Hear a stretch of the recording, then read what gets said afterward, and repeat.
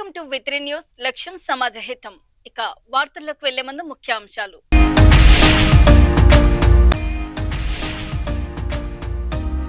22A భూముల సమస్యకు పరిష్కారం చూపేందుకు కొత్త విధానం.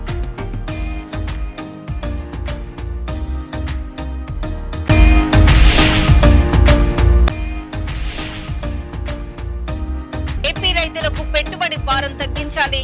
ఎకరాకు అవసరమైన ఎరువులు, మందులు ఉచితంగా అందించాలి డిమాండ్.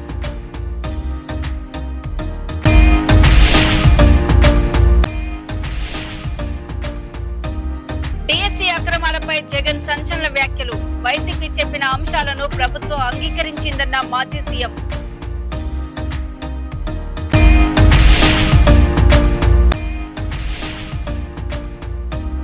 బండ్ల గణేష్ కుటుంబంతో తిరుమల శ్రీవారి దర్శనం. కూతురు పెళ్లికి హాజరైన వారికి కృతజ్ఞతలు తెలిపిన నిర్మాత. 22A నిషేధిత జాబితాలో ఉన్న భూములు, ఆస్తుల సమస్యకు పరిష్కారం చూపేందుకు తెలంగాణ ప్రభుత్వం కొత్త విధానం తీసుకొచ్చింది. 22A కారణంగా రిజిస్ట్రేషన్లు నిలిచిపోయిన ఆస్తులపై అధికారులు ప్రతి కేసును పరిశీలించి అర్హులైన వారికి న్యాయం చేయాలని రెవెన్యూ మంత్రి పొంగులేటి శ్రీనివాసరెడ్డి సూచించారు. కేవలం 22A జాబితాలో ఉందనే కారణంతో రిజిస్ట్రేషన్ను తిరస్కరించవద్దని, భూమి రికార్డులు, హక్కులను పరిశీలించే నిర్ణయం తీసుకోవాలని ఆదేశించారు. దీంతో 22A సమస్యతో ఇబ్బందులు పడుతున్న ఆస్తి యజమానులకు ఊరట లభించే అవకాశం ఉంది.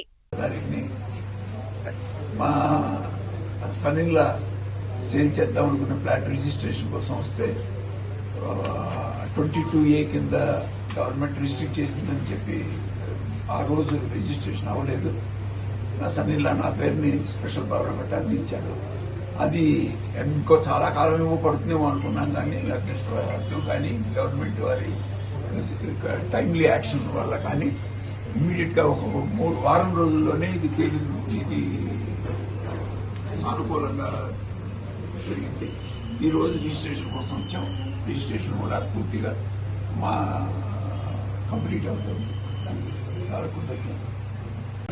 నాకు 2005లో సీలింగ్ పర్మిషన్ వచ్చింది. మేము రిజిస్ట్రేషన్స్ అప్పటి నుంచి చేస్తూ ఉన్నాము. రీసెంట్గా ఒక 2 వీక్స్ బ్యాక్ మూసాపేట్ బాలానగర్ ఆఫీస్లో రిజిస్ట్రేషన్ వెళ్తే 22Aలో పెట్టామని చెప్పారు. మేము కలెక్టర్ని అప్రోచ్ అయ్యాము. కలెక్టర్ని అప్రోచ్ అయిన తర్వాత ఈరోజు మళ్ళీ అది క్లియర్ చేశారు. దాంతో ఈరోజు రిజిస్ట్రేషన్ కంప్లీట్ చేశాము. మేము ఫ్లాట్ కూడా మేము రిజిస్ట్రేషన్ చేశాము.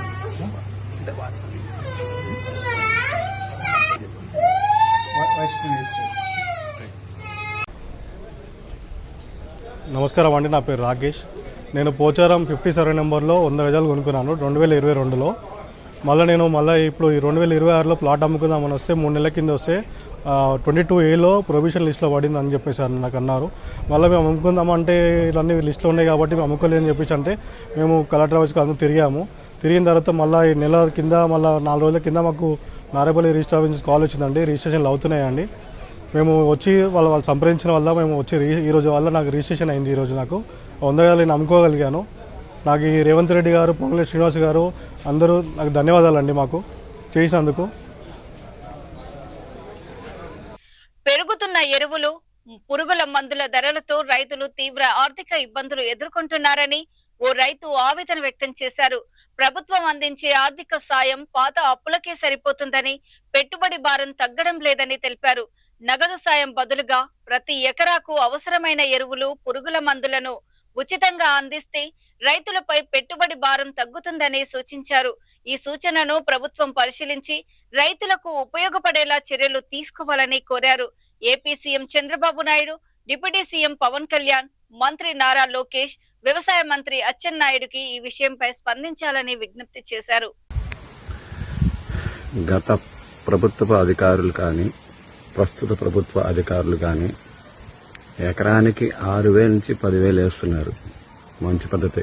ఇద్దరు నాయకులు కూడా మంచి నాయకులే. వారిద్దరూ మన రాష్ట్రానికి సూర్యచంద్ర లాంటి వారు. కానీ మీరేసిన ఆ డబ్బులు ఆ రోజే అయిపోతాయి. రైతు పరిస్థితి మీకు తెలియదు కాదు. అలా కాకుండా నా చిన్న విజ్ఞప్తి ఏంటంటే ఎవరైతే పాస్ పుస్తకం ఉంటుందో, ఎవరికైతే ఆధార్ కార్డు ఉంటుందో, ఒక ఎకరాకి వచ్చి ఒక రైతుకి 6 కట్టల మందు పడుతుంది. డిఏపి కానీ 20 కానీ యూరియా కానీ. ఈ 6 కట్టలు ఆధార్ కార్డు పాస్ పుస్తకం తీసుకొని ఫ్రీగా ఇస్తే ఆ 10,000 రూపాయలు గవర్నమెంట్ మిగులుతుంది. ఈ 4 నెలలు ముందు ఇచ్చే డబ్బులు ఇంట్రెస్ట్ మిగులుతుంది. మీరు ఇచ్చిన డబ్బులు పొలానికి ఉపయోగపడతాయి. కనుక దయచేసి ఒక ఎకరం ఉన్న రైతుకి డబ్బులు ఇవ్వకుండా మందు కట్టలు, పురుగు మందులు ఫ్రీగా ఇచ్చేట్టు చూడండి. తను బతికింది కాక తను తింటూ నలుగురికి భోజనం పెట్టాలనే ఆలోచన ఒక రైతుకు మాత్రమే ఉంటుంది. ఇది కొంతమందికి నచ్చుతుందో నాకు తెలియదు. నేను ఒక రైతుగా ప్రజెంట్ చెవిలో కష్టపడుతూ చేస్తున్న వీడియో ఇది. చూడండి.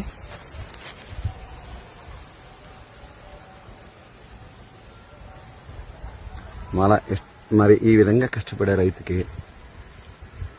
గవర్నమెంట్ సహాయం చేస్తుంది. కానీ ఆ సహాయం ఆ రోజు అయిపోతుంది. అలా కాకుండా డబ్బు రూపాయన కాకుండా ఎరువుల రూపాయన, పురుగు మందు రూపాయన ఇస్తే ఆ రోజుకి రైతుకు ఉపయోగపడుతుంది.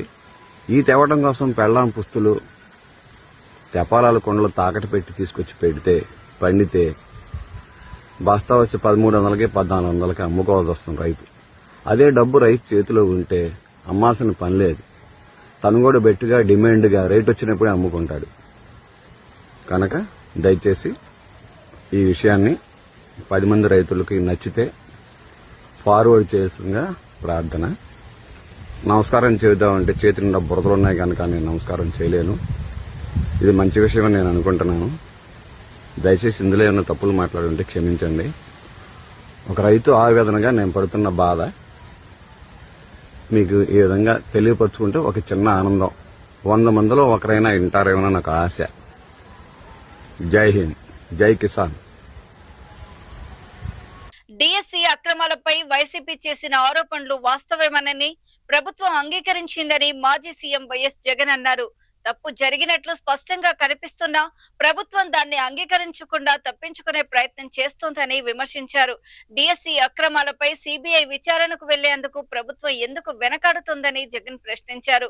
ఈ వ్యవహారంపై సమగ్ర విచారణ జరిపి వాస్తవాలను ప్రజల ముందుకు తీసుకురావాలని ఆయన డిమాండ్ చేశారు. 2025 నోటిఫికేషన్తో ఇచ్చిన ఈ డిఎస్సి విషయంలో జరిగిన లీకేజ్, అక్రమాలపై మేము ఇప్పటి వరకు ఏ అంశాలైతే ప్రజల ముందు ఉంచామో అవన్నీ కూడా వాస్తవమేనని క్రమంగా ప్రభుత్వమే అంగీకరించే కార్యక్రమం కూడా చేస్తుంది. అసెంబ్లీలో లోకేష్ మాట్లాడిన ప్రసంగం చూసినా కానీ, ఇదే అసెంబ్లీలో చంద్రబాబు నాయుడు గారు మాట్లాడిన ప్రసంగం విన్నా కానీ, ప్రత్యక్షంగానూ పరోక్షంగానూ వాళ్ళు ఈ ఆరోపణలన్నీ కూడా ఒప్పుకున్న పరిస్థితులే కనిపిస్తాయి. తప్పు చేశారు అని క్లియర్ కట్గా కనిపిస్తూ ఉన్నప్పటికీ గింజుకుంటారే తప్ప ఒప్పుకొని సిబిఐ ఎంక్వైరీకి మాత్రం ఆర్డర్ ఇవ్వరు. నిర్మాత బండ్ల గణేష్ కుటుంబ సభ్యులతో కలిసి తిరుమల శ్రీవారిని దర్శించుకున్నారు. అనంతరం తన కుమార్తె వివాహానికి హాజరై నూతన వధూవరులను ఆశీర్వదించిన ప్రతి ఒక్కరికి కృతజ్ఞతలు తెలిపారు. సీఎం చంద్రబాబు భువనేశ్వరి రూపంలో స్వామి అమ్మవార్లే దగ్గరుండి తన బిడ్డ వివాహాన్ని జరిపించారని భావిస్తున్నానని బండ్ల గణేష్ అన్నారు.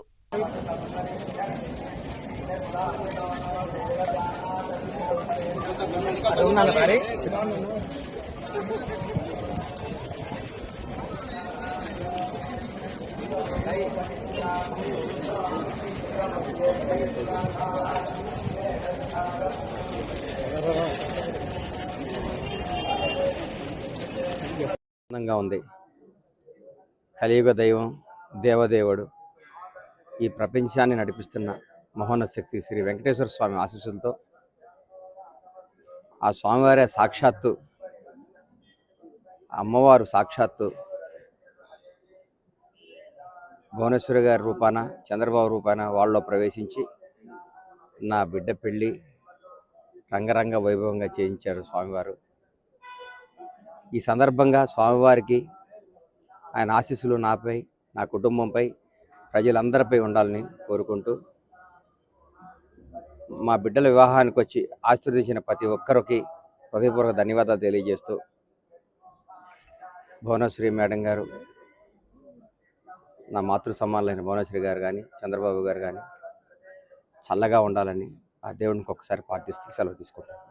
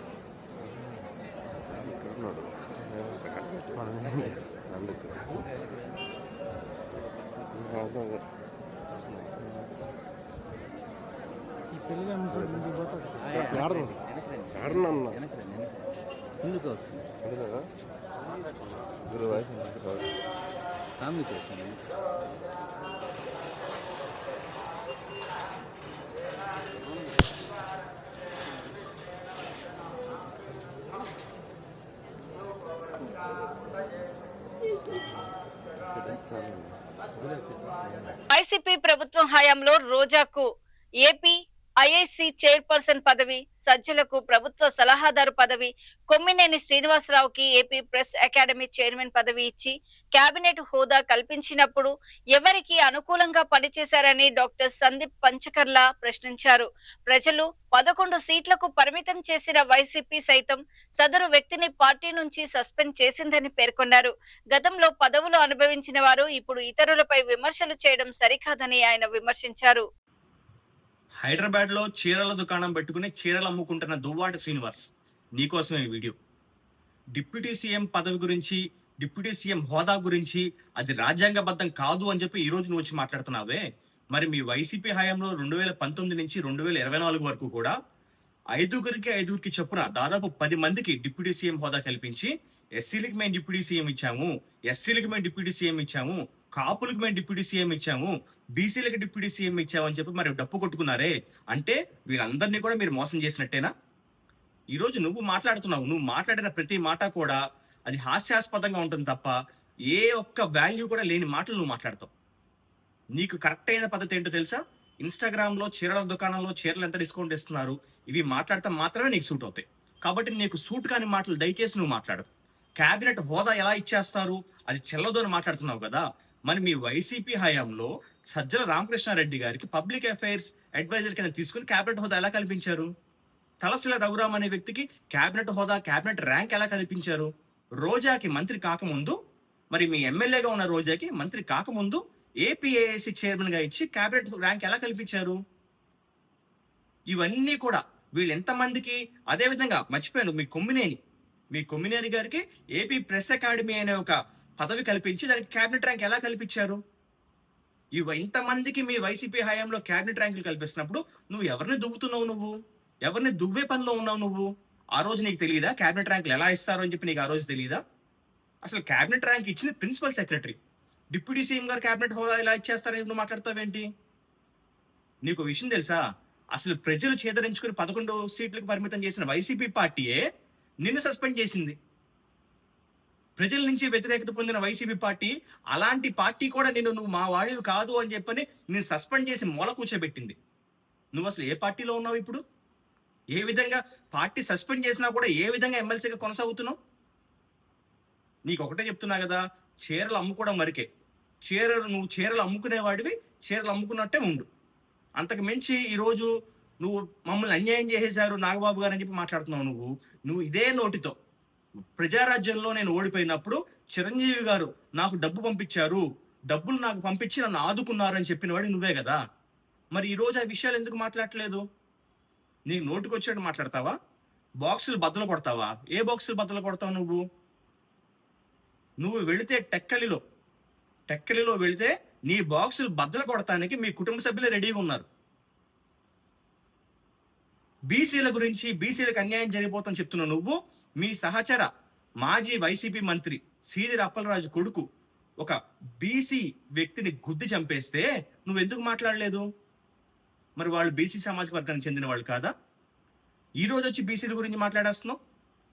స్థానిక సంస్థల ఎన్నికల్లో బీసీలకు కూడా రిజర్వేషన్ కల్పించి వాళ్ళకు కూడా రాజ్యాంగబద్ధంగా ఒక బలమైన ఒక పొజిషన్ తీసుకొచ్చింది మా కూటమి ప్రభుత్వం. మరి మీరు అది ఎందుకు చేయలేకపోయారు? బాక్సులు బద్దలు కొడతాం అనేది నీ ఒక్కడికే కాదు, ప్రతి ఒక్కడికి వస్తుంది. మీ ఊరు వెళ్తే పార్టీలు మా కూటమి ప్రభుత్వం అక్కర్లా, నీ చుట్టాలు, నీకు తెలిసిన వాళ్ళు, నువ్వు ఎవరితో పనిచేసావో వాళ్ళందరూ కూడా నీ బాక్సులు బద్దలు కొడతాం రెడీగా ఉన్నారు. అందుకే నువ్వు టెక్కలను వదిలేసి హైదరాబాద్లో చీరల దుకాణం పెట్టుకున్నావు. దయచేసి నీ మాటలు జాగ్రత్తగా రాని.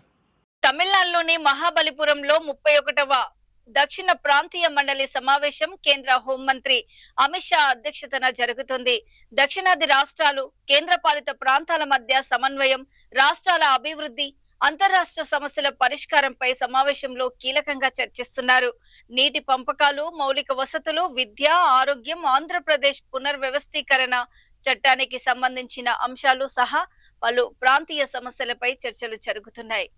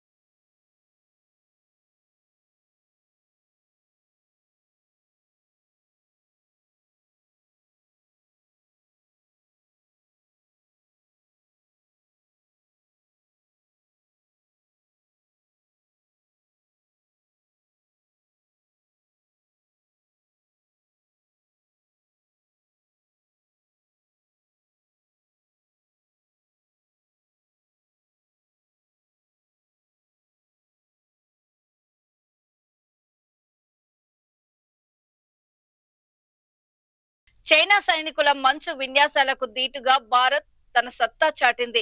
భారత్ టిబెట్ సరిహద్దుల్లో 18,000 అడుగుల ఎత్తులో మంచుతో కప్పబడిన పర్వతాల మధ్య ఐటిబిపి జవాన్లు షర్ట్ లేకుండా యోగా చేశారు. ఎలాంటి ప్రత్యేక ఎఫెక్ట్స్ లేకుండా కఠిన వాతావరణంలో జవాన్లు ప్రదర్శించిన క్రమశిక్షణ, ధైర్యం, పట్టుదల ఆకట్టుకుంటున్నాయి. దేశ సరిహద్దులను కాపాడుతున్న సైనికుల స్ఫూర్తికి ఈ దృశ్యాలు నిదర్శనంగా నిలిచాయి.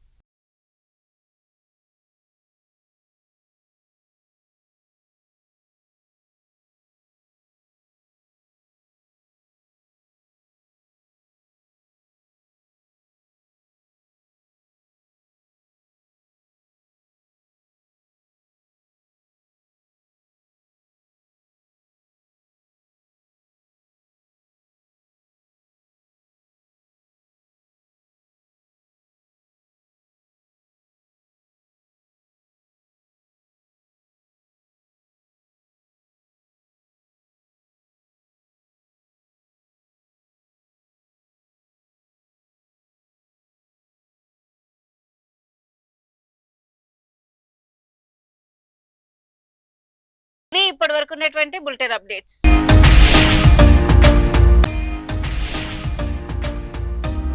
22A భూముల సమస్యకు విధానం.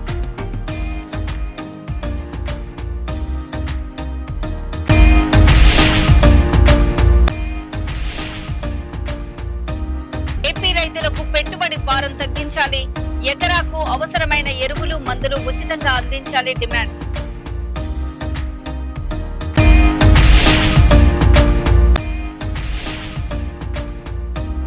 డిఎస్సి అక్రమాలపై జగన్ సంచలన వ్యాఖ్యలు.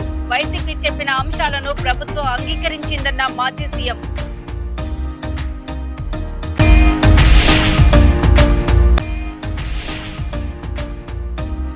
బండ్ల గణేష్ కుటుంబంతో తిరుమల శ్రీవారి దర్శనం. కూతురు పెళ్లికి హాజరైన వారికి కృతజ్ఞతలు తెలిపిన నిర్మాత. మరో బులెటిన్ తో మళ్ళీ మేము ముందుంటాం.